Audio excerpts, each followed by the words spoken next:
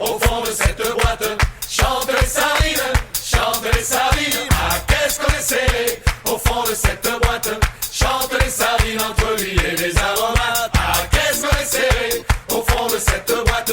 Chante les sardines, chante les sardines. Ah, qu'est-ce qu'on est serré au fond de cette boîte. Chante les sardines entre l'huile et les aromates. Ah, qu'est-ce qu'on est serré au fond de cette boîte. Chante les sardines, chante les sardines. Ah, qu'est-ce qu'on est serré au fond de cette boîte. Chante les sardines. Et salut tout le monde et bienvenue, on est en direct, mesdames et messieurs, dans la deuxième émission de la petite émission HS avec Sean. Bonjour tout le monde, ici Sean.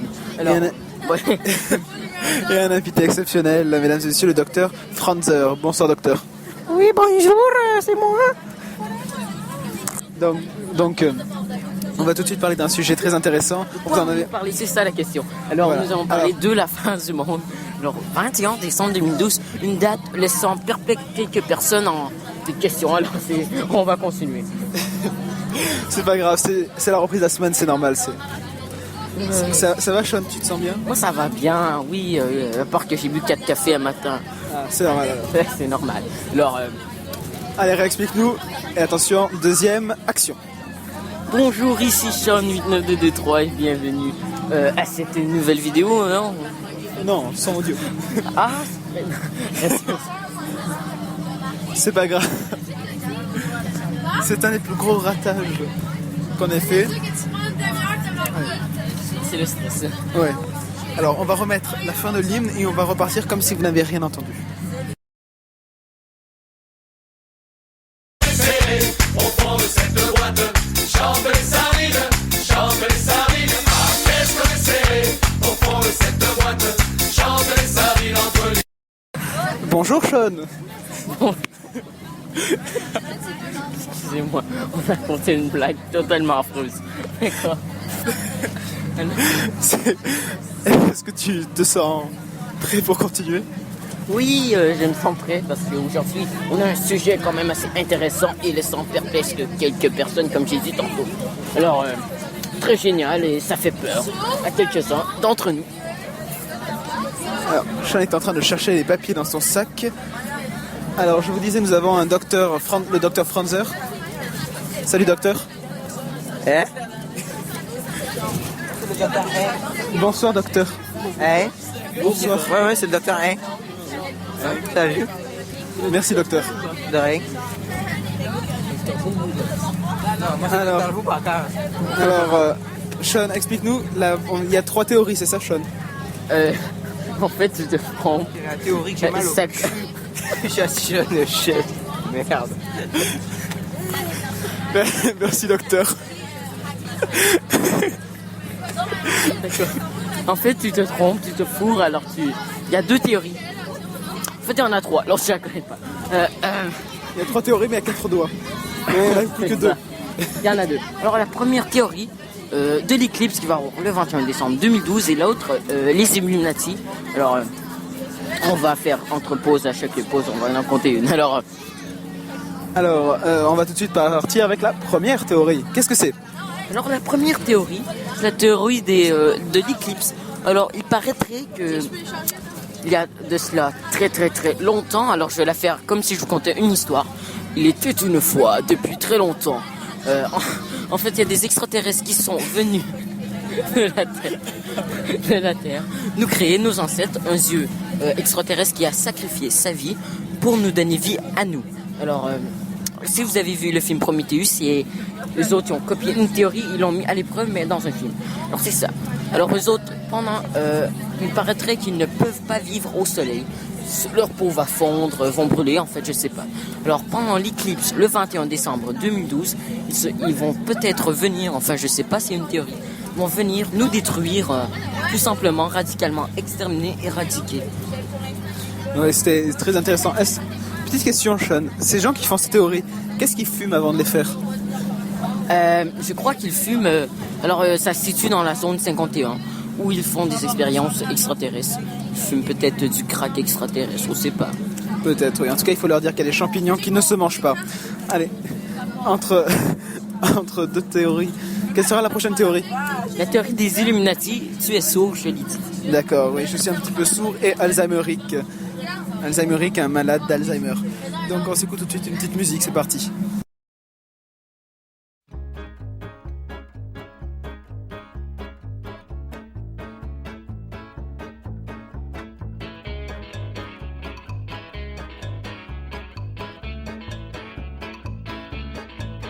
J'ai toujours préféré aux voisins les voisines dont les ombres chinoises ondulent sur les volets. Je me suis inventé un amour pantomime où glisse en or et noir tes bas sur tes mollets. De ma fenêtre en face, je caresse le plexiglas. Je maudis les techniciens dont les stores vénitiens découpent dans tranches la moindre pervenche déjà pillée. Préféré aux voisins les voisines. J'ai toujours préféré aux voisins les voisines. J'ai toujours préféré aux voisins les voisines qui sèchent leurs dentelles au vent sur les balcons. C'est un peu toi qui danse quand danse la mousseline. Invité au grand bal de tes slips en coton. De ma fenêtre en face, je caresse le plexiglas. Je maudis les méninges, inventeur du sèche-linge. Plus de lèche, vitrine à sécage, poitrine que tu séchais. J'ai toujours préféré aux voisins les voisines. J'ai toujours préféré aux voisins les voisines qui vident leurs armoires en quête d'une décision. Dans une heure environ, tu choisiras le jean, tu l'enfileras bien sûr dans mon champ de vision. De ma fenêtre en face, je caresse le plexiglas, concurrence déloyale de ton chauffage central. Une buée danse interrompt ma transe, puis des épais rideaux, et c'est la goutte d'eau. Un ravalement de façade me cache ta palissade. Une maison de retraite construite devant ma fenêtre, sur un fil par centaines, sèche d'immenses gaines. J'ai toujours préféré aux voisins les voisines. J'ai toujours préféré aux voisins les voisines.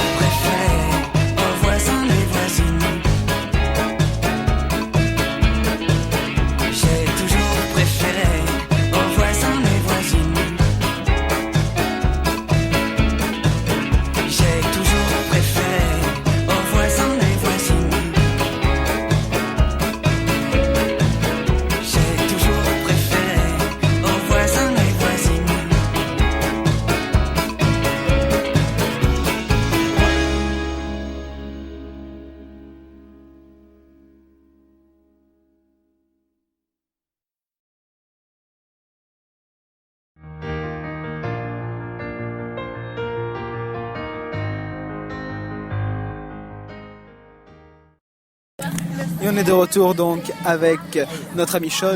Bonjour, bonjour. Alors nous allons fermer la théorie que j'ai dit avec monsieur docteur. Avec Dr Boubacar. Bonsoir. Donc, on a parlé des ellipses, mais je crois que vous avez un petit problème avec votre cul, n'est-ce pas? Ouais, j'ai à moitié de 16 en fait.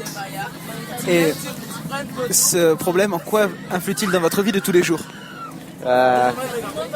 Sur le rouleau de papier toilette en fait. D'accord. Et donc ce rouleau de papier toilette est-il biologique, propre?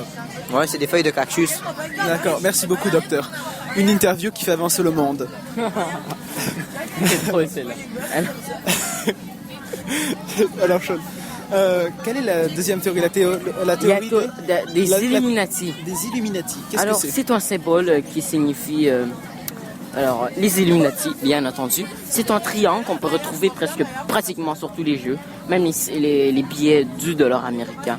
triangle qui signifie qu'ils sont là, ils sont présents, ils nous observent. On ne sait pas c'est qui, c'est comme les Anonymous, mais bizarre un peu. Il paraît qu'il existe depuis il y a des siècles et des siècles, inventé par un certain monsieur. En tout cas, je ne sais pas c'est qui. Alors les Illuminati, ça s'appelle une lignée de sang. C'est quoi une lignée de sang? Une lignée de sang, ça comporte quelques gens les plus influents de la planète. Alors, je vais vous dire présentement ceux qui ont été identifiés comme des Illuminati. Barack Obama, personne très influente. Céline Dion, il chante à travers le monde. Le garçon de Facebook, Mark Zuckerberg. Ouais, Mark Zuckerberg, c'est ça. Alors, eux autres, il paraîtrait qu'ils savent, ils veulent un dirigeant sur la planète. Alors, je sais pas comment ils vont organiser ça, c'est des débiles mentales. Alors, ils veulent un dirigeant sur la planète et il paraîtrait que eux autres même savent ce qui va se passer exactement le 21 décembre 2012. Secret, les Anonymous piratent tout le temps pour savoir qu'est-ce qui se passera. D'accord, merci Sean. Est-ce qu'il y a une autre théorie? Il y a aussi la même théorie des Illuminati. Alors, ouais. Alors, Non, qu'est-ce qui se passe? Qu'est-ce que tu fais? d'accord. On va en parler après, Sean, si tu veux bien. Et on va se mettre une petite chanson. D'accord. D'accord, si tu veux, ça fait plaisir. Oui, une belle chanson. Que tu ne sais pas le titre. Et voilà. Tiens, regarde, il est là. Ah. Tu vas toi de le lire. Alors, est-ce que Sean va arriver à lire le titre de la chanson? Ça brosse tellement, je vais vomir dessus. Non, mais c'est... De The DJ. C'est pas la chanson pédophile? Non, mais presque. D'accord. Alors, parlez anglais, comprenez, mais bouffez-vous. Alors, ça vaut la peine de l'écouter. C'est parti.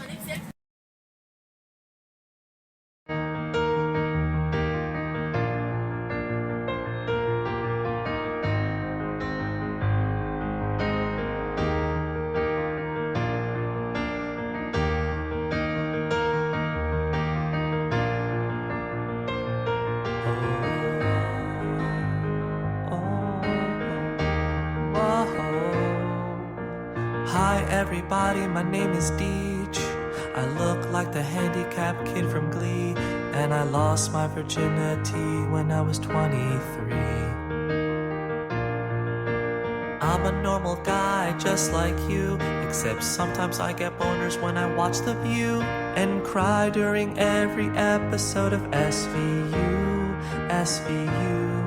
Well, for some strange reason I was born without a chin, and I only get laid when girls think I'm McLovin. And during sex I finish before I begin. That's my thing. It's disgusting. Well, my name's Deej and I'm here to say I pooped my pants in the second grade. My teacher called on me and I got afraid, so I made a very Jewish looking, can't you see? My physique is thin and kind of puny. I look like an extra in every Holocaust movie. Well, my name is DJ, but you can call me Deej.